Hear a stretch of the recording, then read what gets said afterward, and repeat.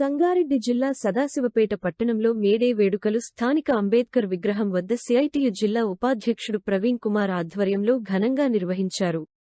ఈ కార్యక్రమంలో రైతు సంఘం రాష్ట్ర కార్యదర్శి జయరాజ్ పాల్గొని మాట్లాడారు. కేంద్ర ప్రభుత్వం కార్మికుల పేద ప్రజల సమస్యలను పరిష్కరించకుండా పెట్టుబడిదారులకు లాభాలు వచ్చే విధంగా వారి సంక్షేమం కోసం పనిచేస్తుందని, మేడే స్ఫూర్తితో కార్మిక హక్కుల కార్మిక సంక్షేమం కోసం పోరాటాలు నిర్వహిస్తామని అన్నారు.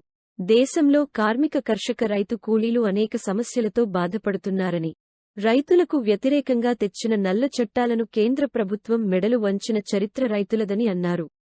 ఈ కార్యక్రమంలో ఎంఆర్ఎఫ్ యూనియన్ నాయకులు నర్సింలు, రాజు, సంతోష్, కృష్ణమూర్తి, వేణుగోపాల్, సందీప్ కుమార్, గౌస్, మల్లేశం, పెన్నార్ యూనియన్ నాయకులు శ్రీనివాస్, నీలం మల్లేశం, రవి, నాగరాజు, బ్లూక్రాఫ్ట్ యూనియన్ నాయకులు శ్రీనివాస్, సంజీవ్ రావు, శేఖర్, వీరేశం, అంగన్వాడీ ఆశా యూనియన్ నాయకులు సంగీత, లావణ్య, స్వరూప, ప్రవీణ, మున్సిపల్ యూనియన్ నాయకులు, సిపిఎం నాయకులు తదితరులు పాల్గొన్నారు.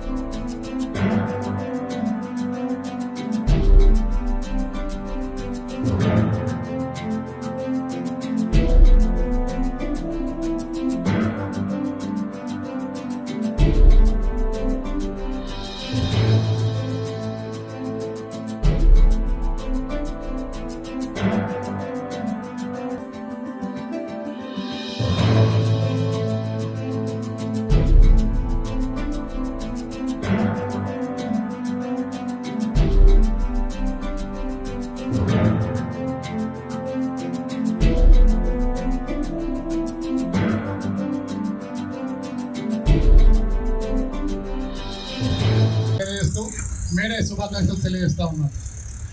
ఇంతకుముందు మాట్లాడినటువంటి వాళ్ళు అందరూ మేడే యొక్క ప్రాముఖ్యత చెప్పారు. కానీ ఈరోజు మేడే సందర్భంగా ప్రపంచంలో ఉన్నటువంటి కార్మికులందరూ ఒక విధంగా చెప్పాలంటే శ్రమజీవులు.